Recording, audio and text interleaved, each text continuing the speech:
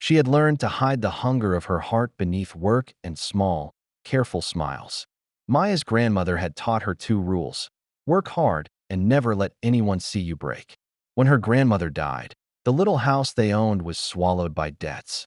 A cousin with a briefcase came with an offer that felt like a trap dressed in kindness. "There's a man," he said. "He's wealthy. Coma. He needs someone at his house.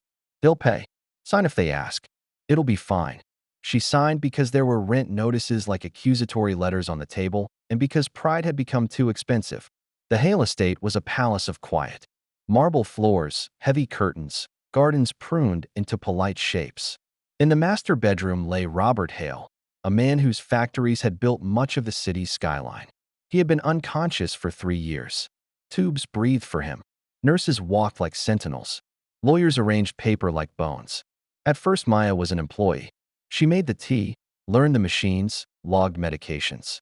Then came a meeting with a lawyer, and the word wife appeared on a form. Her signature would settle mortgages and smooth legal tangles. She signed again, as the cousin had said she would. Neighbors whispered about the practical marriage. The staff called her Mrs. Hale with a mixture of distance and curiosity. Maya tried not to become a story. She organized the house, paid the bills that stopped knocking at her old door, and kept to herself. Then the storm came. A violent night tore the city's lights from their posts, and the estate plunged into darkness. Candles threw soft islands of light across Robert's room. Maya, sitting by the bed in the hush, found herself telling him stories she wished someone had told her when she was a child.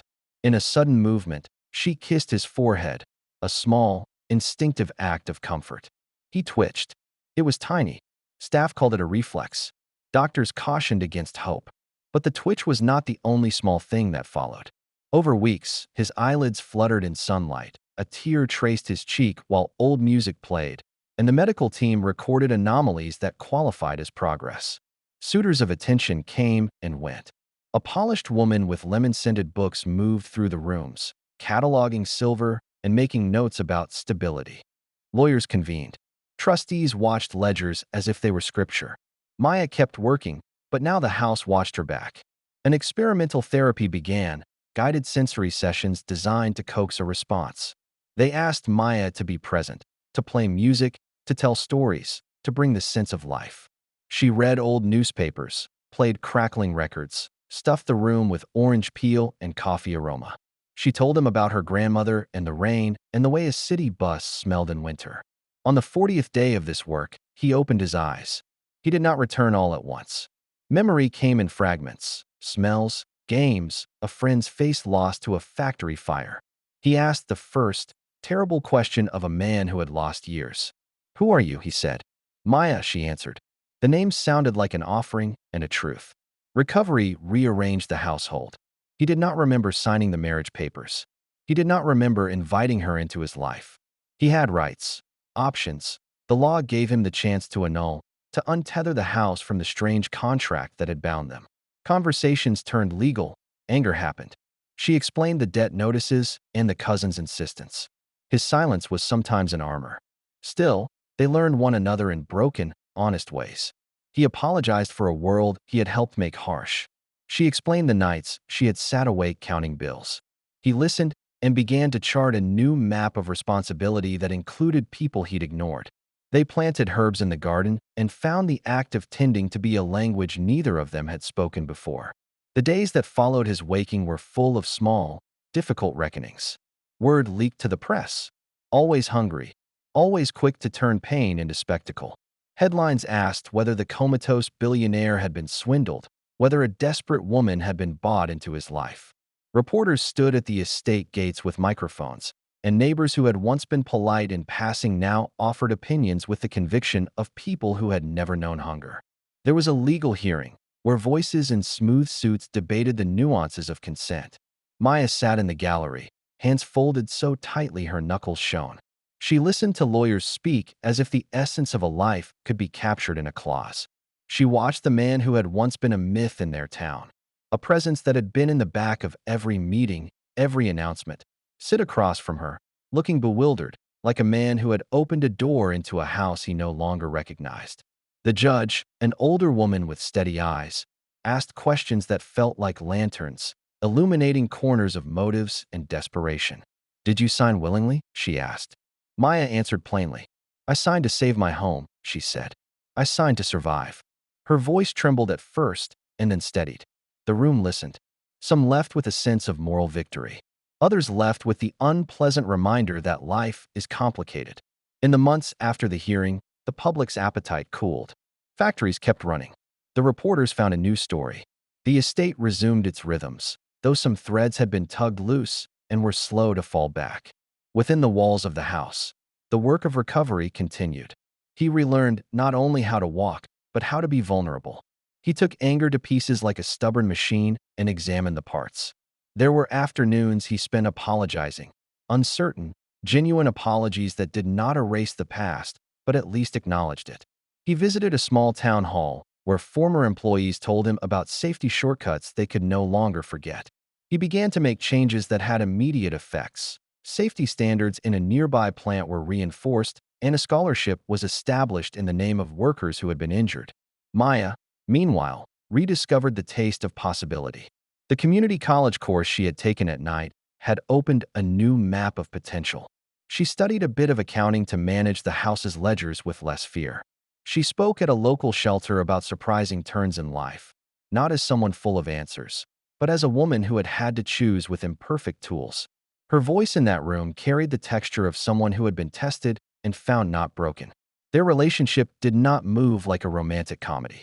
It slogged through the mud of human mess. There were fights, harsh words spoken in exhaustion, nights when he awoke from nightmares and lashed out at the shadows of decisions he'd made before he fell asleep for years. There were moments when she felt the old poverty's shame sit in her like an old pet. He sometimes retreated into a guarded silence that came from not knowing how to carry guilt. During those times, they both learned to ask for grace. The garden became a kind of church. They planted tomatoes and basil, and each season's yield felt like a small miracle. Neighbors began to come for jars of sauce and to sit with them on the porch, sharing stories about the city and their own disappointments. The house, for all its marble, began to collect human smells again: burnt toast and coffee, wet dog and candle wax. Conversations that once would have been logged and filed were now simply held, with no ulterior ledger. Once, during a public event he insisted on attending, someone confronted him about his business decisions. He took the questions without flinching and promised to do better in measurable ways. Small changes multiplied into a slow pattern that altered reputation and, more importantly, lives. Maya watched these efforts carefully, neither naive nor cynic. She saw sincerity in the way he listened to workers' stories, and she also saw how hard it was for a man to dismantle systems that had once benefited him. She learned to trust the small, consistent choices, the fact that he showed up, that he apologized when he failed, that he let her voice carry weight in the house and in business meetings. They learned to love in increments. The kind of love they had was not built on fairy tale rescues, but on the monotonous heroism of showing up every day. It was a love that could be measured in mundane things. The way he remembered to heat the soup before she came home. The way she folded his shirts so that the collars lined up perfectly. The way they talked through probate issues during breakfast and then stopped to laugh at a ridiculous commercial on TV. Time smoothed some of the rough edges. People who had been ready to judge changed their tune when they saw the effects of the choices made in that house. The cousin who had arranged the original meeting found his position diminished as the couple reclaimed agency in how the estate was managed. He tried, at one point, to leverage old connections and old expectations, but the tandem of exposure and reparation had made it harder to exploit the situation without public consequence. In quieter moments, they shared their vulnerabilities. He confessed the loneliness of being a man who'd been given power too early, and how that power had become a shield that kept him from asking for help. She confessed the humiliation she had felt when survival asked her to sell parts of herself in order to live. Those confessions did not erase pain, but they built trust as mortar binds bricks. Years passed not with a dramatic declaration, but with a collection of ordinary mornings. They hosted a soup night for neighbors once a month, and the porch became a forum where stories were traded and judgment softened into understanding. Maya finished a certificate program and later volunteered to teach a basic accounting class at a community center. Her students loved her practical, no-nonsense approach. He visited workshops and safety meetings, sometimes stumbling through his explanations, but always learning. In the end, the kiss in the blackout had been the spark that began a complicated story, not a simple salvation. The truth was a messy one. She had entered a marriage under pressure, and his being comatose when they signed complicated the meaning of consent. But the life that followed was composed of choices that both of them made after that messy start. Choices that were human, imperfect, and often kind. When Maya stood in the kitchen years later and watched the light tilt across the counter, she sometimes thought of the debt notices and the cousin's briefcase. She thought of the first nights in the silent house and the small, instinctive kiss that had started a chain of events.